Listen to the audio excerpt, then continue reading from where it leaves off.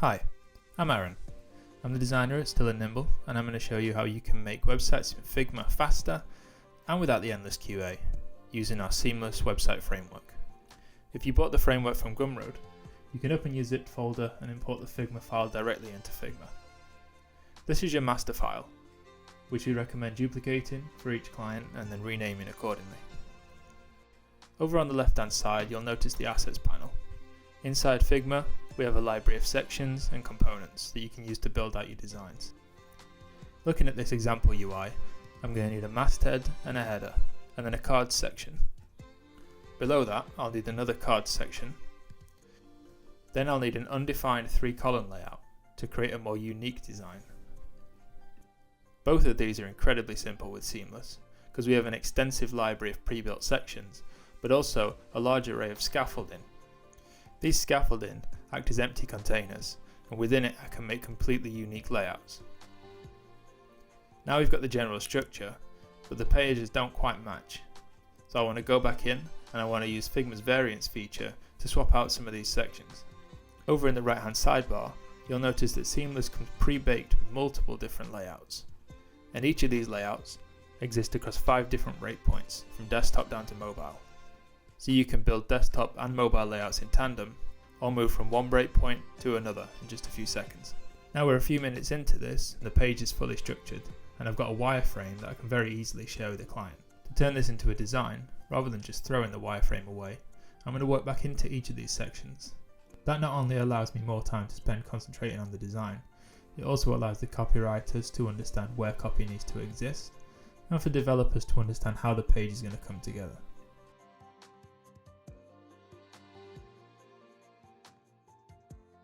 Now I want to add some styles to the design, and I can do that with Seamless's style guide system. Inside I can edit the font stack, I can edit colours, I can edit form fields, buttons and tags. We also have global fields, and within that I can edit the client's logo. These global fields are used as nested instances across Seamless. So if I change the client's logo here, it will reflect in every masthead and every footer design.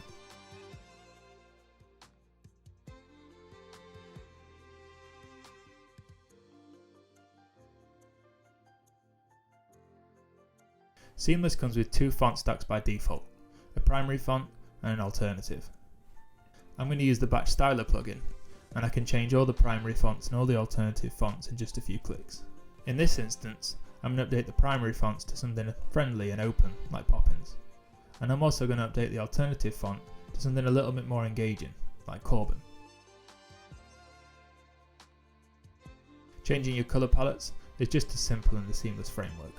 By default, we have 10 different colour palettes, and they range in 10 tones from the lightest to the darkest of a colour.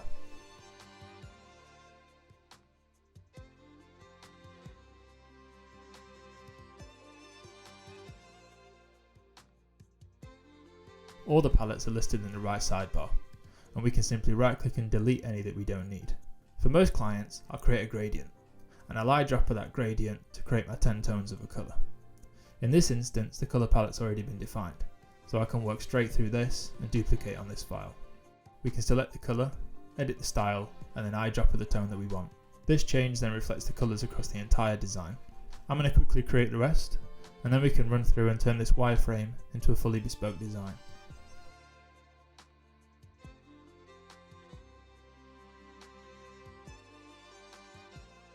Okay, now we can move on to the design, and I'm going to start using the style guide across this page.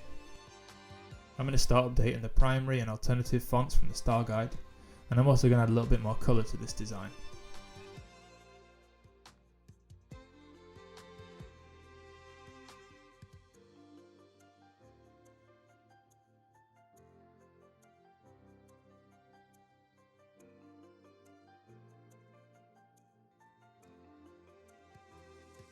Once we're happy the content's been updated, I'm also going to use our approved colours just to style up our header.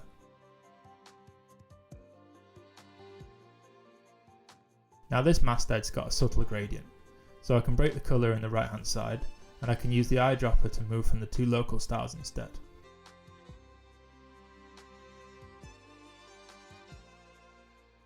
Now we can move down to the cards section, and unlike other UI kits and design systems, we haven't created 100 different designs for a card. Instead, Seamless has a handful of primitive designs, which give you just enough of the elements you need to save you time without imposing on the design. For example, with this card, I can use the variance function to switch on and off different elements in the right hand sidebar, or I can break the instance and I can manually position the text in the center of the frame. Then I can just drop in the image to match the design we're working towards. Now I'm going to turn this card back into a component, and I'm going to relink it within the cards section. Just like the sections, the components are handled with auto layout, and this card needs to be taller. So I can head back into my master component, and I can adjust the padding at the top and bottom of the card.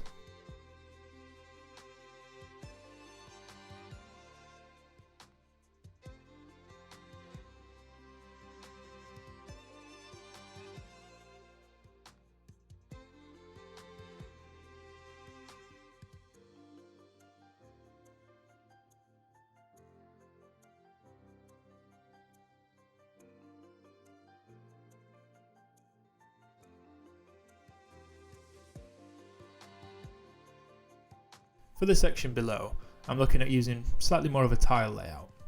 To make that faster, I'm going to head over to the Assets panel and I'm going to bring in one of our primitive tiles to start the design. Now I'm going to break the instance and I'm going to use that to create a fully bespoke design for this project. Now the instance is broken, I've got complete control of this tile, and I can just pull in an image if I choose. What I prefer to do is take the image and put them all on the same size frame. This makes it easier to export for the developer at the end of the project, and it also means if the client doesn't like the illustration, I'm changing it in one place.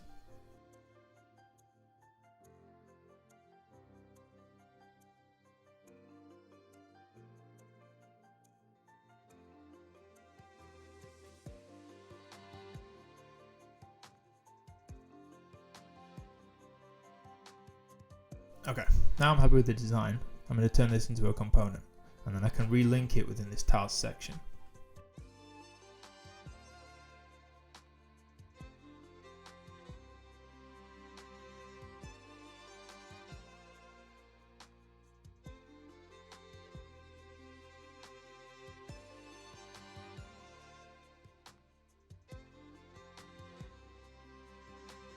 Because I'd put the icons in the same size frame earlier, and then I componentized them, I can just relink them in this card and save myself making 3 different designs.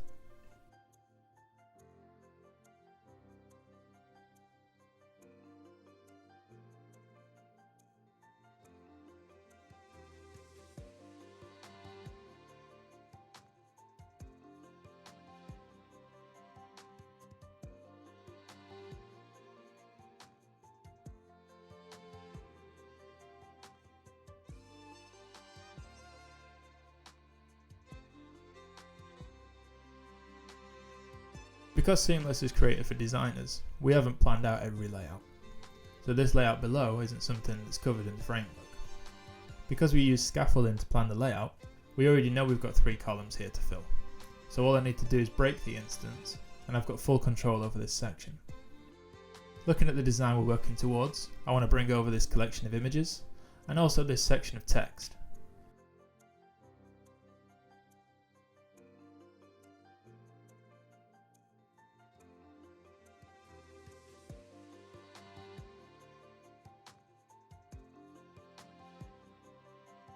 I can then just adjust the paddings and margins inside, and I can space these directly centered to the section. Now the background here is a gradient, so I'm going to do the same thing I did with the masthead, and I'm going to use the eyedroppers to select the top and bottom tones of our colours.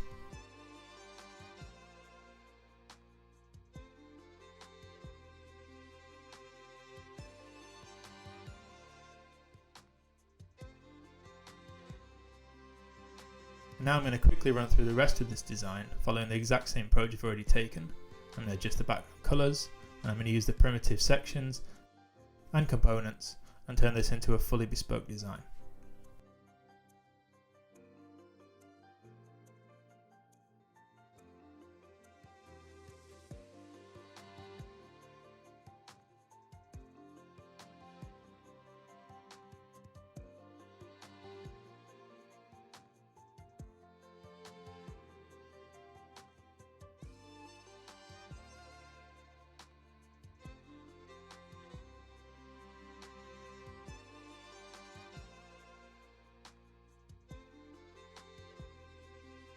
Now we've been at this for about 20 minutes and we've got the design almost exactly where we want it. But there are a few inconsistencies. For example, this call to action section in the middle should have a curve at the top and the image is pulled above. So what I'm going to do here is just switch off auto layout and I'm going to build this section manually. Alongside the sections and components in the asset library, we've also got a divider, which gives you a wide selection of shapes to break up a page. In this instance, I'm going to bring in the divider, change it to a curve and set it to the top of the frame. And I'm going to pull these images above and just move this text down.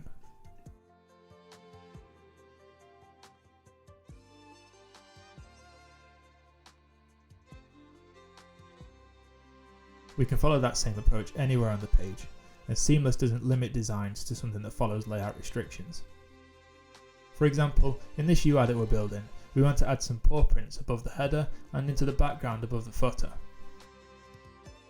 So to achieve that, I'm going to follow the same approach. I'm going to turn off auto layout on the page and I'm going to drop in the elements exactly where I want them to go.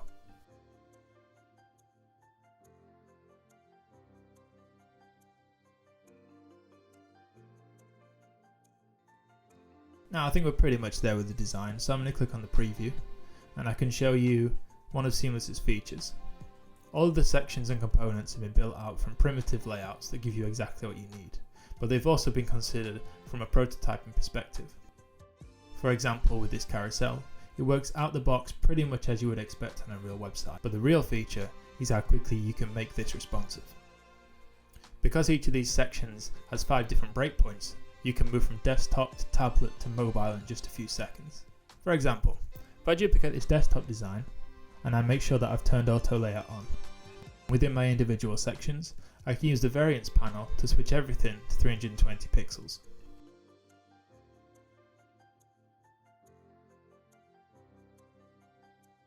Now this is taking me just a few seconds, but I've got a design that's very closely to how I expect it to look on mobile. This not only makes it easy enough for me to go through desktop, mobile and tablet and create fully bespoke layouts, it also makes it really clear for the developer how you want it to look at different breakpoint sizes and stops the back and forth QA.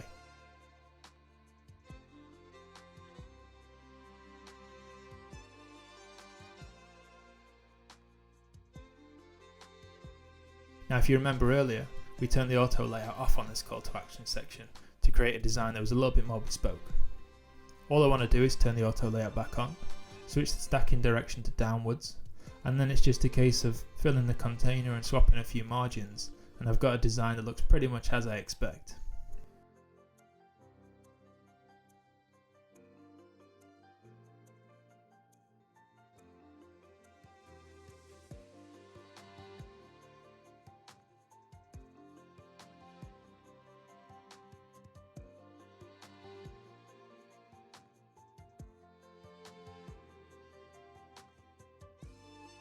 With this feature, I've spent a few minutes and I'm 95% of the way there from desktop to mobile. There's a few tweaks I need to make and a couple of resizing of elements, but it's saved a lot of time in remaking and repositioning these sections. Seamless is the design system for designers, and it's built that way so you can focus on being creative rather than focusing on the legwork.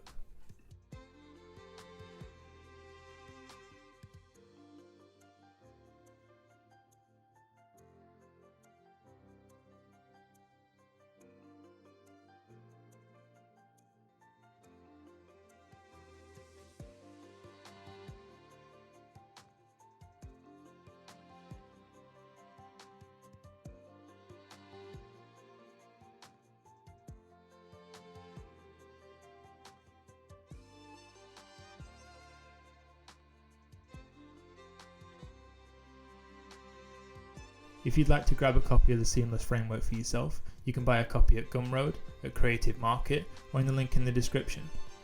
You can also grab yourself a free demo, or browse the view-only file via the Figma community.